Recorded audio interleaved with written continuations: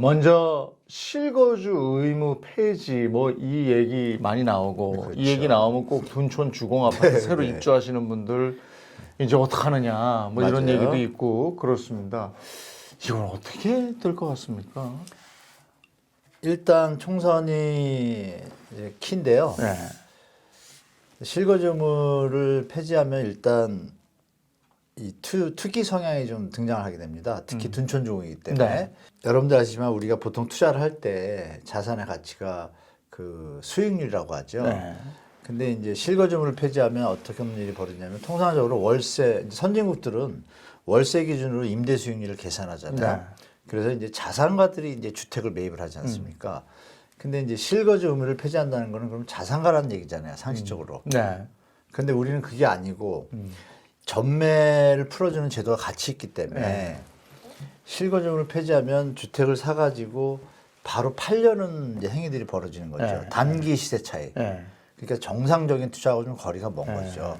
장기적으로 어떤 뭐 수익률이나 금리, 이자 수익률, 뭐 여러 가지 배당 수익률이나 견뎌봐서 대체 상품이나 어떤 경쟁 상품이 될 때 이게 투자를 하는 것인데 지금은 실거주 의무는 제껴두고 만약에 들어갔다가 팔려고 한다고 가정하는 젊은 세대들이 지금 그 전세를 활용한 네. 어떤 분양권 전매 뭐 이런 거 다 생각하고 있는데 이거 풀게 되면 어떤 일이 벌어지냐면 둔촌 중에 지금 그렇게 벌어진 거거든요. 네. 실거주 의무 폐지를 할 거라고 믿고 들어갔는데 네. 이분들은 제가 말씀드린 대로 단기 시세 차익을 노리고 들어간 분들이 계신 거예요.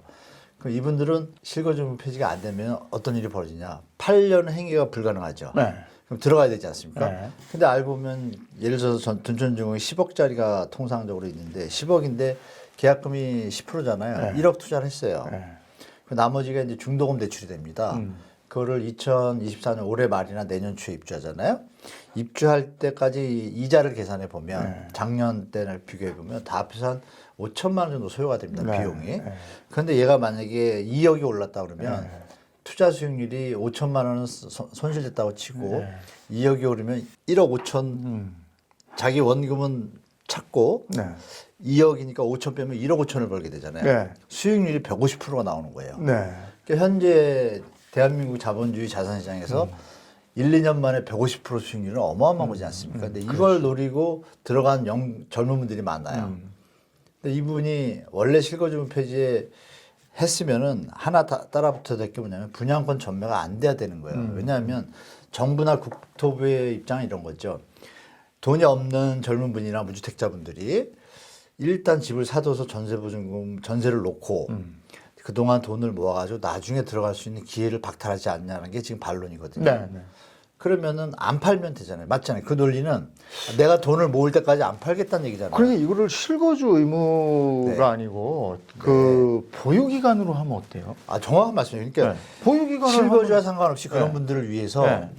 분양을 받았으면 전세를 놔도 좋고 네. 실거주 안 해도 좋은데 투기 행위가 벌어지는 걸 막기 위해서 네. 그러면 5년 정도는 보유해라. 그럼 돈을 그러니까. 모아서 자기가 들어갈 수도 있고 네. 그때 시세 차익이 났을 때 팔 수도 있고 좀 자연스러운 행태를 취해야 되는데 그리고 지금 돈 빌린 거는 전세를 드리면 돈 빌린 거 갚을 수도 있잖아요. 네네. 그러니까 이게 뭐냐면 분양권 전매가 없이 실거주를 폐지하면 아주 합리적인 제도예요. 네, 네. 왜냐하면 전세하시는 분도 새 집을 들어가서 좋고 이분은 지금 무주택자인데 돈이 없어서 나중에 돈을 모아서 들어가려고 분양을 받아두고 네. 싶고 딱 서로 윈윈이죠. 네. 이게 원래 제도인데 여기서 분양권 전매를 풀어버렸잖아요. 그러니까 들어가지도 않고 그냥 팔 수 있는 권리를 주니까 네. 이 젊은 분들이 그냥 단기세 차익만 노리고 들어갔다 이거예요. 이게 문제가 뭐냐? 만약에 2년 뒤에 시장이 안 좋아지면 어떻게 되죠? 네. 안 좋아지면은 네. 아무 답이 없어요. 그러니까요. 그냥 멘붕이 와요. 네. 그런데 만약에 이렇게 실거주물을 분양권 전매를 안 하게 두고 했다라면 전세를 놔서 보충할 수가 있잖아요. 네, 네, 그렇죠. 그러니까 이 두 가지를 그러니까 정부가 조금만 더 세심하게 무주택자 입장을 진짜 헤아리고 네. 시장의 투기 성향을 없앤다고 가정하면 둘 중에 하나는 포기를 해야 되는 거예요. 네. 분양권 전매를 말씀 주신 대로 보유 기간을 한 5년에서 7년 주고 네. 그리고 전세를 놓든 뭐 하든 개인 자유니까 그 정도는 누구나 합리적으로 이해할 수 있잖아요. 네. 그렇게 하면은 무주택자분도 혜택을 보고 뭐 시장도 안정적이고 이렇게 될 텐데 두 개를 풀어버리니까 말씀드린 것처럼 영끌하신 분들이 지금 잠을 못 잔다는 기사가 나오잖아요. 이게 네. 이상하잖아요. 아니, 자기가 이게- 그럼 분양을 왜 받아요? 저는 그냥 단순하게 생각해도 네, 방법이 있는 것 같은데. 네네. 그러니까 이걸 정부가 조금 헤아려서 제가 볼 때는 여야 누가 되든 간에 야당도 마찬가지예요. 네. 실거주 폐지 무조건 반대한다가 아니라 지금 좀 말씀 나눈 것처럼 그런 부분으로 하면 폐지하겠다. 네. 그러면 다 살잖아요. 네, 네. 정부도 또 마찬가지예요. 네. 그게 합리적이구나. 네. 그러면 보유기간을 좀 늘리고 실거주는 폐지해주겠다. 네. 그건 뭐 자본주의 시장이나 합리적으로 누가 봐도 그건 다 이해되는 선이니까 네. 그렇게 좀 진행됐으면 좋겠어요. 이게 세대수도 많잖아요. 네, 만천. 예, 나올 표도 많은데 요즘 표 가지고 계산하니까 아 그런가요? 네. 나올 표가 많으니까 또 그쪽 방향으로 어쨌든 다 같이 살 수 있는 방향으로 뭐 길을 터줘야 되는 거 아니에요? 네, 지금 말씀 나눈 거로 그냥 네. 여야가 합의하면 되는데 네. 둘 다 뭐냐면 말씀하신 정책적으로 국민을 생각하는 게 아니고 네. 정치적 포퓰리즘으로 이거를 둘이 밀어붙이고 있는 거예요. 국민을 볼모로 제가 볼 때 좀 많이 안타깝습니다. 네. 네. 그러면 이렇게 그 실거주 의무와 전세값, 집값의 그런 반응들도 있는 거죠. 실거주 의무하고 이게 직접적으로 연결이 돼 있는 겁니까? 실거주를 폐지를 하게 되면 전세 가격은 내려가겠죠. 네. 그러니까 이게 여기 실거주 색깔이 하니까. 오는 게 이 단지만 보면은 그러니까 이 단지인데 여기 실거주 의무 폐지가 안 돼서 들어가서 살아야 되면 네. 혹자들은 이렇게 얘기하죠. 그러면 전세 물량이 없어진다. 네, 전세 네. 넓게. 그러면 이분은 어디 뭐 하늘에 있다 들어왔나요? 그쵸. 아니잖아요. 원래 있던 집에서 나왔잖아요. 나왔지. 그 여긴 또 비잖아요. 그렇죠. 그러니까 그거는 사실 논리적으로 안 네, 맞아요. 네. 그래서 실제 시장에 미치는 영향은 투자나 매매 시장에는 좀 영향을 미치는데 전세 물량이 뭐 준다 없다 이거는 좀 잘못된 네. 논리고 그래서 제가 볼 때 실거주 폐지가 가져올 긍정적인 효과는 쉽게 말씀드리면 아까 말씀 나눈 거 똑같죠. 전매 제한을 조절을 잘해서 보유 기간을 좀 합리적으로 두면 누가 봐도 윈윈이구나. 이쪽으로 가면 그럼요. 긍정적인 효과가 뭐 확실히 뭐 다 있죠. 네. 보유기간으로 하고 네. 그래서 돈 빌린 사람들 전세 두고 네, 돈 네. 빌린 거 갚고 서로 윈윈이 그다음에 가능해요. 살던 데 사시면서 돈 좀 벌어가지고 그렇죠. 예. 아주 그거를 합리적이죠. 예. 전세를 반전세로 하고 네. 다 그렇게 산 거거든요. 그래서 반전세도 한 다음에 그 반전세 값만큼 또 벌어서 내가 그 집에 한번 들어가고 맞아요. 앵커님하고 예. 저 시대는 그렇게 쭉 해왔는데 예. 갑자기 한 3, 4년 전부터 갭투기 바람이 불면서 예. 이게 투자에서 투기 형태로 바뀌니까 시장이 너무 왜곡되니까 예. 그런 부분에서 이게 지금 여야가 좀 충돌하고 있고 국민들이 보기에도 약간 피곤하거든요. 사실. 예. 그 지금 말씀 나눈 것처럼 이렇게 둘이 얘기를 해도 답이 나오는데 맞아요. 왜 안 할까요? 예. 그 좀 투기꾼들 아쉽습니다. 때문에 집 네. 하나 갖겠다는 사람들까지 피해 보면 안 되는 맞아요. 거거든요. 그거는 좀 막아야 될 것 같습니다. 예. 그거 좀 살펴주셨으면 좋겠습니다.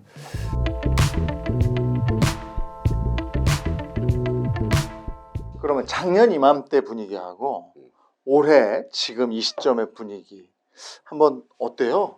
작년 이맘때. 작년 이맘때가 작년 이맘때가 13 대책 나와가지고 네. 저희가 이제 아파트 값이 22년 말에 하반에 많이 떨어졌지 않습니까? 그런데 13 대책, 23년 13 대책 나오면서 값이 다시 반등을 했고 사람들은 올랐어. 그때 뭐라고 했냐면 또 오른다. 지금 아니면 지금 못 산다. 그래서 막 또 달려들어가지고 한 심지어 떨어졌던 가격에 거의 뭐 회복 다 한 아파트도 있고 절반 이상 회복한 아파트도 있는데 그때 제가 분명히 이 방송 나와서 그런 말 했습니다. 기억나십니까? 데드캣 바운스다. 네. 딱 1년 지나니까 제가 한 말이 딱 맞죠. 네. 제가 데드캣 바운스라고 말하고 나니까 여기저기서 다 데드캣 바운스를 얘기했습니다. 그런데 사실 다 맞췄지 않습니까? 데드캣 바운스. 근데 지금의 분위기는 그때와 다른 게 딱 두 가지가 있는데요. 그때는 이제 대출, 특례 대출이 많았습니다. 아 그렇죠. 작년 초반에. 그래서 집값이 오른 것도 있어요. 예, 그래서 근데 이번엔 또 특례 대출 또 있지 않습니까? 네. 신생아 특례 대출이 네, 있습니다. 네. 역시 뭐 비슷합니다. 네. 그런데 집값이 너무 올랐기 때문에 음. 이게 과연 먹힐까? 그 대신 그 말씀은 드리고 싶어요. 신혼 부부일 경우 이게 한 2% 정도의 이자로 5억 이하까지 빌려주거든요.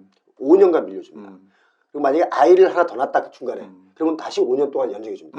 그러니까 예를 들면 네. 그러니까 신생아 대출 특례라는 것은 이제 아이 출산을 좀 더 장려하기 위해서 만든 거지 않습니까? 네. 그러니까 그렇게 있는데 요거는 좀 이용해 볼 만하다. 그런데 이걸 언제 이용하느냐 이게 중요하지 않습니까? 조금만 더 여유 있다가 사십시오.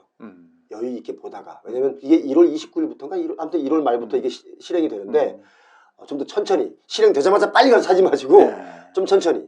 어차피 여러분들이 천천히 움직이면 매도자가 불안해집니다. 더 싸게 나올 가능성이 높다. 이제 올해는 총선도 있지 않습니까? 예. 총선이 끝나고 한 두세 달 더 지켜보고 있다가 예. 부부가 잘 상의해서 감당 가능한 선에서 이런 특례는 좀 볼만하다. 그래서 아마 요것 때문에 저가 아파트는 조금 약간 그 상승 반전 꿈틀거림이 내지 있다. 꿈틀거림을 네, 있을 수 네. 있으나 이것도 제가 보는 일시적이다. 지금 경기 자체가 너무 어렵습니다. 글로벌 경기 자체가 어렵기 때문에 이럴 땐 어떻게 되느냐? 쉬었다 가는 게 좋습니다. 지금 시장에 매물은 많이 나와 있는 엄청 상황입니까? 많이 나와 있습니다. 지금 8만 채가 넘게 나와 있고 아. 지금 집주인들은요 분명히 몇 년 전, 2, 3년 전에 내 옆집이 얼마에 팔린지를 기억하고 있으니까 그게 마치 아직도 우리 집이 그 가격인 줄 알고 있는 거예요. 네. 근데 그보다 훨씬 더 싸게 은근히 내놨는데도 안 나가는 거야. 그러니까 불안한 거예요. 그래서 이 불안 심리가 만약에 금리나 이런 것들이 빨리 하락하지 않고 좀 더 장기화된다면 금매 물건은 22년보다도 많을 것이다. 지금 공급을 엄청나게 이 지금 수도권 저 외곽으로 가다 보면 여기에 아파트를 짓는다고? 이런 지역마저도 진짜 엄청나게 졌더라고요. 그냥 무조건 지으면 네, 분양이 되니까 그냥 아유 그냥 막 지어야 됩니다. 그냥 솔직히. 깜짝 놀랐어요. 근데 네. 머지않아 60만 명이 줄어들어요. 그러면 지금 짓는 집 저 누가 들어가 살지? 누가 들어가요? 그래서 그 아파트 한 동에 어느 홀을 분양을 받는다 그러면 저기 이재용 씨 우리 이 한 동 당신이 다 써. 이런 날 온다는 거죠. 아, 제 말이 요 얘기가 15년, 10년 지나면 아마 레전드가 될 수도 있습니다. 아, 표호 말이 그때 맞았구나. 요거 기억하셔야 됩니다. 지금 공급이 부족한 게 아니에요. 그럼 어쨌든 매물이 많고 거래는 안 되는 상황. 그런데 서울도 마찬가지라는 겁니까? 서울도 거래가 안 된다는 겁니까? 서울도 거래가 안 됩니다, 지금. 서울도 뭐 다른 지역에 보면 뭐 잘 된다, 뭐 강남 자꾸 얘기하잖아요. 강남의 고가로 분양하는 것들 자꾸 이렇게 뭔가에 풀어주기 시작하잖아요. 그러면 다른 지역에 영향을 줍니다. 저기 죄송한데 이거 하나 여쭤볼게요. 하남시 집값, 남양주 집값 여기도 많이 뛰었습니다. 왜 뛴지 아세요? 그때 새 아파트 막 짓는다고 거기 뭐 이유가 딱 하나예요. 반포 아파트가 얼만데 여기서 몇 분밖에 안 걸리는데. 그렇게. 강남 아파트가 얼만데 여기 몇 분밖에 안 걸리는데. 하남은 서울 된다고 막 올랐잖아요. 그러니까 이게 저는 사실 강남권을 잡지 않으면 저 외곽 집값 못 잡고 외곽에 비싸게 대출 많이 받아서 꿈을 꾸고 이 집을 사신 분들은 나중에 그 분양 가격도 못 받고 반의 반값도 못 받고 나올 수 있다. 일례로 일산에 8년 9년 전에 8억 5천에 분양받았는데 얼마 전에 6억에 팔고 나오신 분도 있어요. 그래요? 그러니까 그런 거예요. 이렇게 호황기 때도 안 오르는 데는 안 오르는 거지. 근데 앞으로는 더 심해질 수 있다. 이걸 좀 꼭 기억하셔야 됩니다. 이게 저는 우리나라에 지금 이 아파트를 못 사면 마치 바보가 된 것처럼 같은 그런 인식들의 언론들 그리고 똘똘한 한 채를 얘기하는 분들이 있는데 지난 정부에서 1가구 2주택을 갖고 있으면 마치 범죄자 취급하고 그렇죠. 또 뭐 어떤 정치인은 1가구 2주택이 있으면 뭐 한 가구는 팔아라 하면서 지인은 흑자 들어가는 동네에다가 2개를 사고 그러면서 지금 개판인 이 부동산 시장이 됐는데 이거 진짜 각성해야 됩니다. 제가 볼 때는. 제가 여기 사실 다른 데 나가면 이렇게 과하게 얘기 안 하는데 우리 셀코TV가 여러분 셀코TV 좀 많이 봐주세요. 이거 좀 제가 좀 이렇게 진지하게 좀 강하게 다부진 얼투로 말을 해야 좀 구독자가 늘어나지 않나. 셀코TV 위해서. 고맙습니다. 그러면 지금 아파트 뭐 매물이나 뭐 지금 상황은 이렇고 그럼 여기서 이제 전세 얘기를 안 해볼 수가 없잖아요. 전세는 지금 어떻습니까? 전세는 이제 좀 가격이 오른다고 하는데 거기도 사실 좀 짚어봐야 될 내용들이 있는데 요건 좀 체크를 해봐야 될 내용이긴 해요. 전세도 이게 사실은 전세가가 하락을 하면서 집주인 입장에서는 전세금을 돌려주려고 하는데 못 돌려주니까 차라리 보증금도 차라리 올려서 허그랑 얘기해서 더 대출 받고 해서 보증받아서 대출 받아라. 그러면 그 이자는 내가 줄게. 집주인이. 그렇게 해서 더 올라간 전세 자금도 있어요. 허그가 뭐를 해줘도 이용되면 안 되잖아요. 제 말이요. 그런데 허그 입장에서는 진짜 더 서류상 올라왔으니까 보증을 서주는 거고 은행에서는 대출을 해주는 거고. 그러니까 이게 교묘하게 이용하는 사람들이 문제다. 좋은 제도를 만들어 놓는다고 해도 이용하는 사람이 문제인데 지금 전세 자금 대출 문제로도 집값이 급등한 이유 중에 하나로 꼽히고 있거든요. 그렇다고 생각해 보세요. 너무 정말 삶이 팍팍한데 전세 자금마저 대출을 안 해주면 그러게. 서민들 어떻게 살아가느냐라는 것도 있는데 이거 근데 대출의 양이 너무 많아요. 네. 대출의 그 양을 좀만 줄여줘도 부동산 가격이 오히려 하락한다. 하락을 하면 서민들이 부담해야 될 주택 구매 지수, 이용 지수도 떨어진다. 그러면 좀 더 부담이 줄어드니까 오히려 삶이 좀 더 여유로워진다. 오히려 그렇게 가야 되지 않느냐. 계속 올라가는 걸 떠받쳐서 뭔가 대책을 한다는 것은 미래지향적이지가 않다. 네.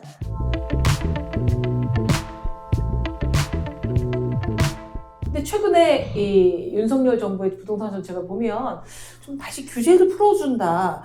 특히 뭐 재개발이라든가 뭐 이런 뭐 느낌이 봤거든요. 전문가 시각으로서는 어떻게 보시고 정부가 이렇게 시장에 관여하는 게 좋으신지 어떤 영향을 미칠지도 궁금합니다. 그러니까 사실은 저는 정책에 대해서 뭐 화를 내고 이런 건 아니고요. 네. 저는 정책이 그럴 만한 이유가 있다고 봐요. 네. 예를 들어서 정책적인 목적도 있고 또 그 뭐 지지하는 분들을 위해서 정책을 낼 수 있죠. 근데 전 중요한 건 그 정책을 받아들이는 일종의 사회, 네. 그리고 시민들, 그리고 뭐 요즘은 잘 아시겠지만 언론들, 전문가들. 사실 이 부분에 대해서 좀 문제 제기를 좀 하고 싶어요. 그러니까 맞아요. 그 부분에 대해서 저희가 비판적 의식을 갖고 바라보고 그 다음에 뭐 대안도 내고 이런 사회가 건전한 사회잖아요. 네. 근데 최근에 뭐 정치를 떠나서 경제적인 이슈에 대해서 비판 의식이 사라졌어요. 네, 그래서 뭐 예를 들어서 부동산 시장에서 대표적으로 한 예만 들어드리면 종부세를 없애는 게 서민을 위한 정책이래요. 그럴 수 있죠. 그럴 수 있는데 이거에 대해서 뭐 조금 비판적 제안을 하거나 아니면 좀 잘못됐다고 얘기하는 전문가나 아니면 언론이 별로 없더라고요. 그래서 이게 균형점이 점점, 그러니까 이게 이상하게 달라요. 예를 들어서 문재인 정부 정책을 나오기만 하면 엄청나게 비판이 많았잖아요. 네. 당연히 그래야 됩니다. 그래야죠. 그래야 정부가 좋은 길로 갈 수 네, 있죠. 예. 그래서 저는 문재인 정부 때 정책이 옳다 그르다 떠나서 그 정책에 대해서 비판하고 문제 제기하는 거를 긍정적으로 봤어요. 근데 사실은 정책이 너무 많이 나오고 새롭게 뭐 신도시 개발이라면 48차 신도시처럼 나와 보니 예. 이래서 되나? 라는 생각이 들고 저도 뭐 30여 년간 기자 생활을 했지만 내 문제여야 비판의 지각이 나오는 거예요. 그러니까 종부세도 내게 뭐 이렇게 많아졌어, 줄어들었어 그러면 저는 이번에 종부세가 너무 저렴하게 나왔어요. 저 공직에 못 출마해요. 종부세에 대한 그걸 보면 네. 아니 이렇게 아무것도 없는 인간이 그렇게 큰 소리를 쳤어라 그럴까봐 혀를 깨물고 싶을 부끄러워요. 근데 또 어떤 분이 볼 때는 그것도 오히려 빈익빈 부익부를 나눠서 있는 자들이 더 혜택을 본다라고 볼 수 있을 것 같은데요. 근데 어느 상황이거나 경제정책, 부동산 정책만이 아니라 비판이 건전한 비판, 그리고 박 대표님 말씀하신 이거는 그러면 어떻게 개선을 하고 어떻게 대안이 있냐를 동반해주는 언론과 전문가들이 필요한데 그렇죠. 정치권에서만 서로 그렇죠. 좀 다투는 것 같아서 그리고- 가슴이 좀 아파요. 그리고 또 사실은 또 문제 제기를 하나 또 하고 싶은 건 저도 사실은 뭐 예를 들어서 일반인들께서 보시면 전문가라고 네. 생각하시는데 전 전문가의 조건이 필요하다고 봐요. 전문가의 두 가지 조건. 조건. 네. 하나는 뭐냐면 이해관계가 없어야 됩니다. 네. 당연하죠. 근데 예를 들어서 부동산이나 이런 쪽을 다루시는 많은 분들이 이해관계가 있어요. 그럼요. 네, 그러다 보니까 사실은 건전한 비판과 그리고 이런 제한 이런 것들이 안 나오는 거죠. 안 나오죠. 네, 예. 네.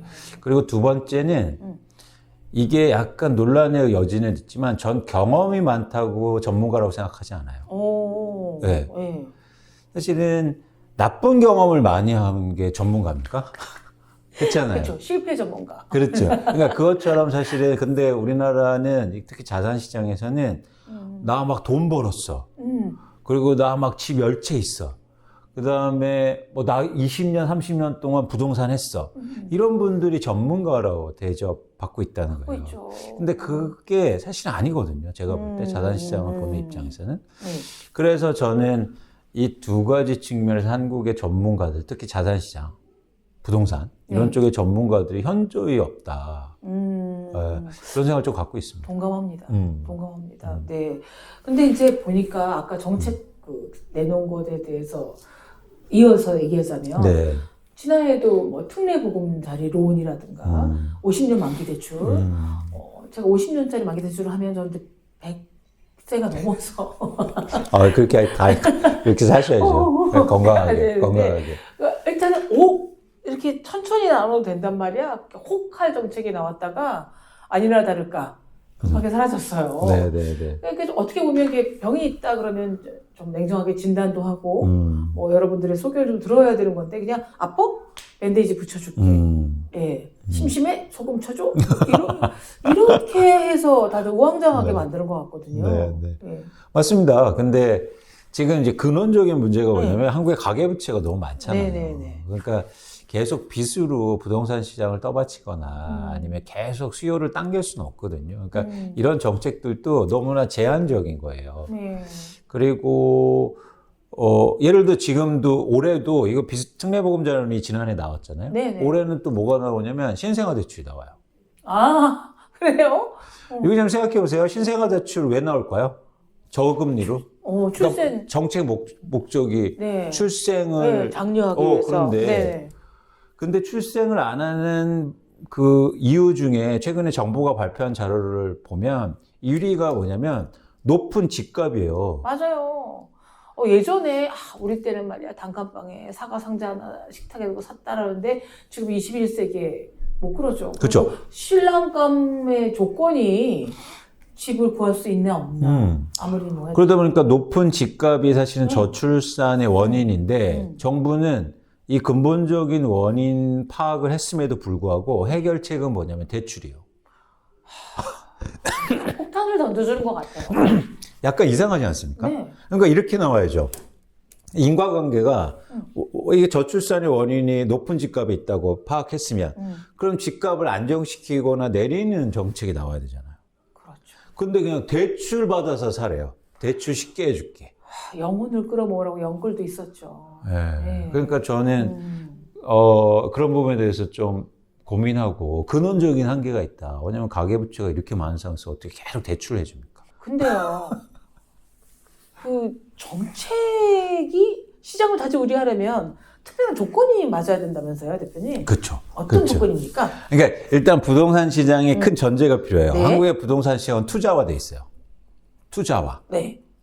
그래서 투자화돼 있는 시장에서 시장을 실제로 내가 의도한 바로 움직이려면 세 가지 조건이 필요해요. 네. 첫 번째는 예상치 못한 정책이어야 돼요. 예. 두 번째는 예상치 못한 시점. 오. 그리고 세 번째는 과거에 없던 정책이어야. 갑자기 김영삼 대통령이 생각나는데요. 그렇죠. 실명제. 그렇죠. 하나회. 네, 특단. 맞아요. 깜짝 놀랐지? 맞아요. 이러면서 아무도 생각 못 했거든요. 맞아요. 근데 잘 보시면 네. 보수 정부에서 정책이 이런 정책들이 많이 나와요. 부동산 실명제, 금융 실명제 예. 이런 거 다 나왔고 예. 그 의료보험 개혁 그럼요. 이런 것들도 다 아시죠? 그러네. 기자하시면서 다 보셨잖아요. 예. 그런 것들이 보수 정권에서 나왔는데 그 보수 정권들이 이런 정책을 나올 때 이런 방법을 써요. 그래야 시장을 움직여요. 미국도요 주식시장에서 전형적으로 이런 방법을 쓰거든요. 주식시장이 막 빠져요. 네. 그러면 시장이 예상치 못한 정책, 예상치 못한 시점, 과거에 없던 정책을 통해서 막 부양해요. 네. 그러니까 시장이 막 움직이거든요. 근데 지금 우리가 지금 부동산이나 주식시장에서 쓰는 정책들이요 다 예상하고 과거에 있던 거예요. 맞아요. 종부세 있었다가 없었다가 있었다가 없었다가 이거 뭐 누가 모릅니까? 다 알아요. 그냥 그렇구나. 그래서 좀 아쉽다. 근데 대출을 풀어주든 집에서 비싸라는 정책은 사실 좀 풀어준 대출을 꼭 받아야 될 것 같은 느낌이 들거든요.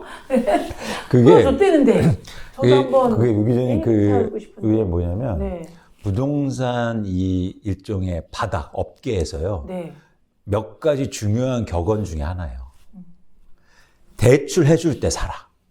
아, 그래요? 네. 네. 사야 되나? 네. 네. 대출 해줄 때 사라.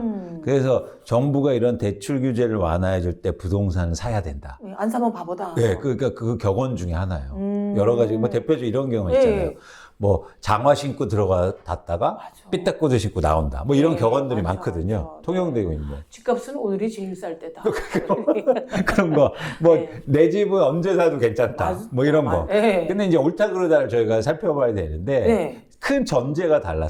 전제가. 네, 뭐냐면 과거에 이게 통했던 건 뭐냐면 가격이 빠졌는데 대출해 줄 때 사는 거예요. 아, 타이밍이 몹시 중요하고요. 그렇죠. 가격이 시점이. 빠지는 게 선 위예요. 맞아, 맞아. 근데 가격도 안 빠졌는데 대출했는데 사요? 아, 이제 또 화내면 안 되는 거죠. 친구 돈 빌려다가 떡 싸먹는 거군요. 그렇죠. 그러니까 이게 가격이 제일 중요한 거지. 여러분들 이런 뭐 말도 안 되는 얘기죠. 대출해 준다고 살아? 아니요. 가격이 빠졌을 때 대출해 준다고 했대 사는 거죠. 그러니까 대출만 해준다고 사면 그게 안 되잖아. 아니, 근데 이제 어떤 상황이거나 그 자정작용이라는 게 있잖아요. 너무 막 떨어지고 막으려 하는 것보다는 약간 올랐으니 좀 떨어져도 된다라는 게 사람들한테는 정부가 해주길 바라는 게 아닐까요? 맞습니다. 근데 그러니까 그래서 예를 들면 이런 정책들 시장의 변동기에 네. 나오는 정책들은 서민들을 좀 피해를 줘요. 맞아요. 왜냐면 결국은. 그러니까 이런 거죠. 지금 부동산 시장에서는요. 돈 많으신 분들이 절대 집을 안 사요. 왜 안 살까요? 비싸니까. 자기들 입장에서도 그거 사서 돈 못 벌 것 같으니까. 안 사는 거예요. 비싼 집은 다 연예인이 사더라고요. 그쵸. 연예인분들은 연예인분들이 요즘 안 사요. 진짜요? 이제 뚝 끊어졌어요. 비싸다는 생각이죠.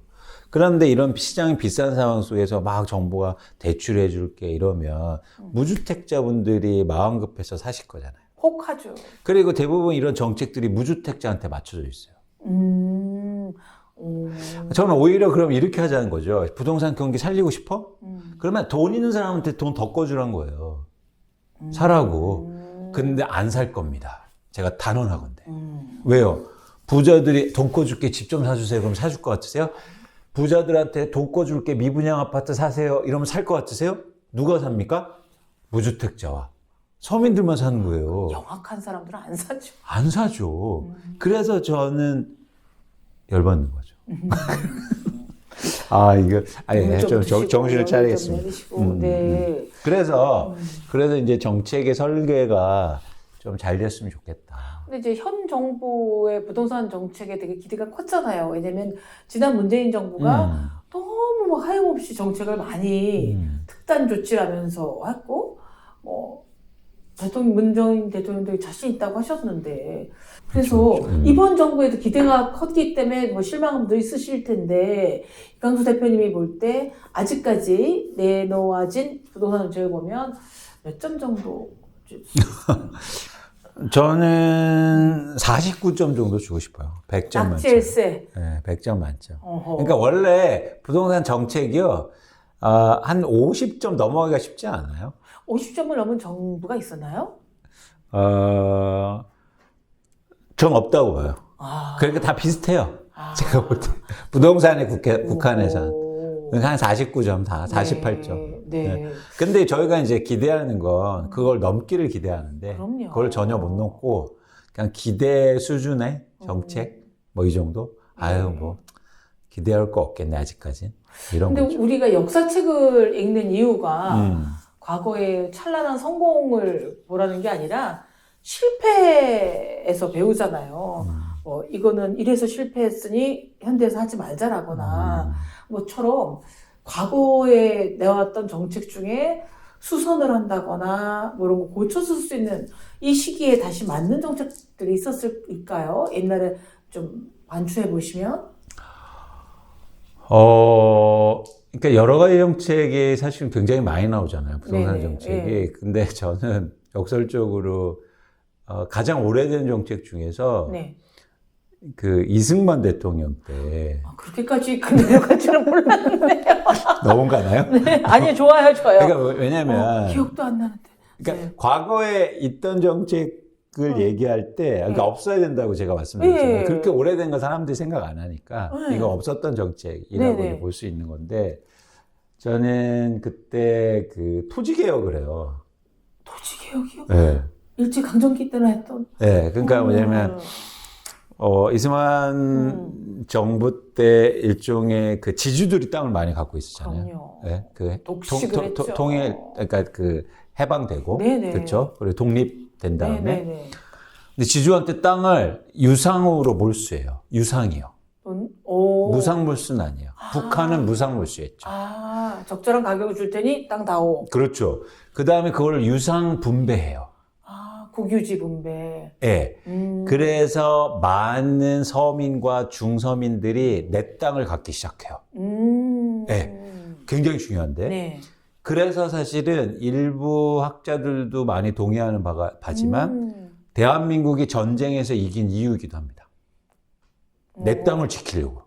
그렇겠다. 만약에 내가 땅이 한 칸도 없었으면요, 북한한테 완전히 졌을 거예요. 그렇죠. 뭐 아우지가 뭐 또 좀 환경도가 뭐 그렇죠. 또 차라리 북한한테 가서 뭐 열심히 인생 뭐 있냐 살아가지고, 네. 이렇게 하자. 아, 맞아. 근데 내 땅을 갖기 시작했어요. 처음으로 내 네. 생에 멋져. 내 가문에서 네. 처음으로. 그러다 보니까 저항하고 이런 민심이 글로 안 지켜야 가는 거죠. 된다. 글로 안 가는 거죠. 오호. 사실은 이 몰수 유상 분배가 저는 굉장히 의미 있는 정책이라고 봐요. 그러니까 일단은 첫 번째가 제안하고 싶은 건 그래서 그런 걸 이렇게 도입하면서 네. 우리나라에서 일단 자가 보유한 분들을 많아지게 만들어야 돼요. 내 집에 살고 있는 사람들. 자가 보유자들이. 내 자가 점유. 점유. 정확하는. 네네네. 서울이요, 주택의 자가 점유율이 43.5%밖에 되지 않아요. 그래요? 네. 50% 이상이 집을 보유하고 있는데 그 집에 거주하지 않아요. 왜일까요? 렌트한 거 아니에요? 투자로 갖고 있는 거예요. 아, 갭 투자 이런 걸로. 네. 부산에 살고 있는데 서울 아파트 투자해놔. 네. 세종시에 살다가 투입되고 많이 사놨어요. 그렇죠. 그런 네. 그런 것처럼 내가 거주하지 않을 집을 너무 많이 갖고 있어요. 그러다 보니까 어떻게 하냐면, 네. 그러다 보니까 어떻게 되냐면 시장의 변동성이 커요. 예. 네. 왜냐면 어려울 때 내가 거주하지 않으니까 막 팔어. 그러니까 집값 많이 빠져. 그죠?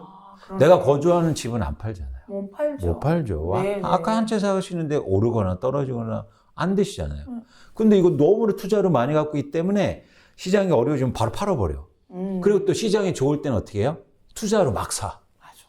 그래서 이 근원적인 문제를 해결하기 위해서는 한국에 자가 점유율을 올려야 돼요. 실소유자들. 그렇죠. 실제로 점거자들. 예. 그렇겠죠. 살고 있는 사람. 그러니까 예전에 그 이승만 때 쓴 정책, 내 땅을 경작하는 소작인이 아니라 임차인보다도 내 집에 사는 사람들을 늘려야 돼요. 이게 핵심이요. 그게 나라의 행복도에도 꽤 도움이 될 것 같아요. 엄청나죠.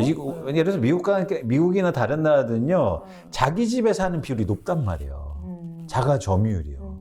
그렇잖아요. 네. 예. 근데 우리나라는 심지어 집이 한 채인데도요, 자기는 전세 살고 다른 데 집 가지고 있어요. 왜요? 거기 투자해놓고 사는 거예요. 맞아. 예. 내가 거기 필요도 없는데. 실명을 밟고 계시지만 내 친구들이 그런 애들이 많아요. 그러니까 그런 거를 그러니까 없앨 수는 없으니까 정책적으로 자기 집에 사는 사람들을 많이 늘려야 된다. 그러면 한국의 부동산 시장이 굉장히 안정될 겁니다. 그래서 굳이 말하자면 그러니까 이게 오버랩 되는 정책이라면 그때. 예. 그때 사실은 정책은 이승만 대통령이 만든 게 아니에요. 조봉암 총리가 만든 거예요. 그래서 일종의 사회 개혁적인 그런 그 모델이 대한민국에 들어온 거죠. 네, 네. 그러니까 이런 것도 필요해요. 그게 이승만 대통령 완전 보수잖아요. 근데 조봉암 총리는 완전 개혁 그리고 막 심지어 사회주의자잖아요. 그런데 그 사람을 채용했다고요. 그렇죠. 그리고 그거를 받아들이고. 그렇죠. 네. 그러니까 이런 거예요. 나하고 다르더라도 좋은 정책은 받아들일 수 있는 용기. 맞아. 근데 지금 정부는 그게 없잖아. 그리고 많은 정부들이 그렇게 못하잖아요. 왜냐면 그동안 수많은 정부들이 갈라치기로 본인들의 재미를 봤기 때문에 네. 진짜 인재들을 끌어들이는 데는 그렇죠. 그게 그래서 정책에 대해서 비판하고 대안을 많이 내는 사람들을 채용해서 이렇게 해야 되는 게 또 필요하다. 네. 예.